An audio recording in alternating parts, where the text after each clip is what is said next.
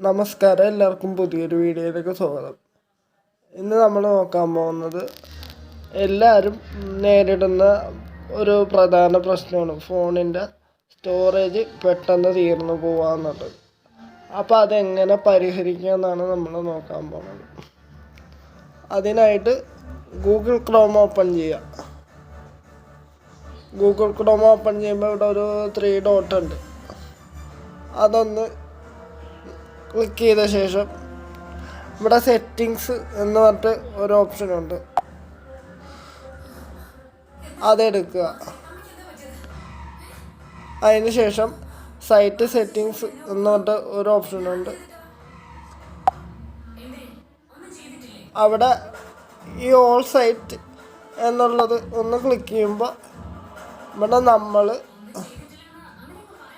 Search ചെയ്തിട്ടുള്ള എല്ലാ സൈറ്റിൻ്റെ history ഇവിടെ കാണാൻ പറ്റും. ഇതൊക്കെ നമ്മളുടെ സ്റ്റോറേജ് എടുക്കുന്നുണ്ട്. ഇതിപ്പോൾ നമുക്ക് വേണമെങ്കിൽ ഓരോന്നായിട്ട് ചെയ്യാം. അതല്ലാതെ ഒരു എളുപ്പ വഴിയുണ്ട്. അതിനായിട്ട് സ്വല്പം ഒന്ന് ബാക്കോട്ട് പോവുക.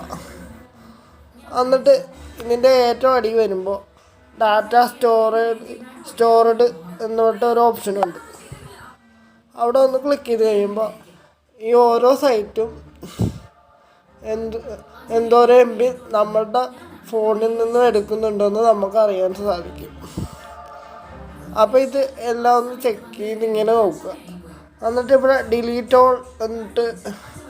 ഡിലീറ്റ് ഓൾ ഡാറ്റ എന്ന് പറഞ്ഞിട്ട് ഒരു ഓപ്ഷൻ ഉണ്ട്. അത് കൊടുത്തു കഴിഞ്ഞാൽ നമ്മളുടെ ഫോണിൻ്റെ ഡാറ്റ സ്റ്റോറേജ് പ്രശ്നം ഒരു പരിധിവരെ നമുക്ക് പരിഹരിക്കാൻ സാധിക്കും. അതല്ലാതെ വേറൊരു ഓപ്ഷൻ കൂടെ ഉണ്ട്. ഇത് മൊത്തം ഒന്ന് ബാക്ക് അടിക്കുക. നമ്മൾ ഈ ഉപയോഗിക്കുന്ന ഓരോ ആപ്സും, ഏറ്റവും കൂടുതൽ ഉപയോഗിക്കുന്ന ഓരോ ആപ്സും ഇങ്ങനെ എടുത്തിട്ട് ഇവിടെ ഒന്ന് ക്ലിക്ക് ചെയ്യുക.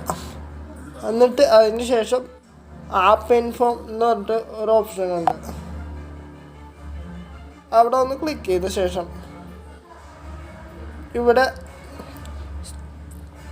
സ്റ്റോറേജ് യൂസേജ് എന്ന് പറഞ്ഞിട്ട് ഒരു ഓപ്ഷനുണ്ട്. അതൊന്ന് ക്ലിക്ക് ചെയ്ത ശേഷം ഇവിടെ നിന്ന് ഇതിൻ്റെ ക്യാഷെ മാത്രം നമുക്കിങ്ങനെ ക്ലിയർ ചെയ്യാൻ സാധിക്കും.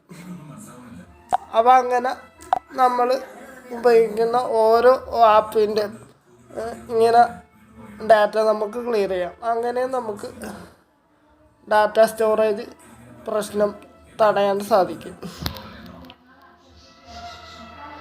അല്ലാതെ നമ്മളിപ്പോൾ ഫോൺ ഫോർമാറ്റ് ചെയ്യേണ്ട ആവശ്യമില്ല. അങ്ങനെ ചെയ്യുമ്പോൾ നമുക്ക് ഇമ്പോർട്ടൻ്റ് ആയിട്ടുള്ള ഫയൽസ് വരെ നഷ്ടമാകും. ഈ പറഞ്ഞ 2 രീതിയിൽ ചെയ്ത് കഴിഞ്ഞാൽ നമുക്ക് ഫോൺ ക്ലിയറായി കിട്ടുന്നതാണ്. അപ്പോൾ ഇന്നത്തെ വീഡിയോയിൽ ഇത്രയേ ഉള്ളൂ.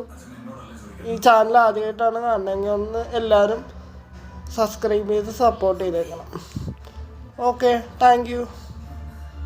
വോയിസിൽ ചെറിയ പ്രശ്നമുണ്ട്. അത് ഡയറക്റ്റ് വോയിസ് എടുക്കുന്നതുകൊണ്ടാണ്, മൈക്കൊന്നും ഇല്ല, അതുകൊണ്ടാണ്.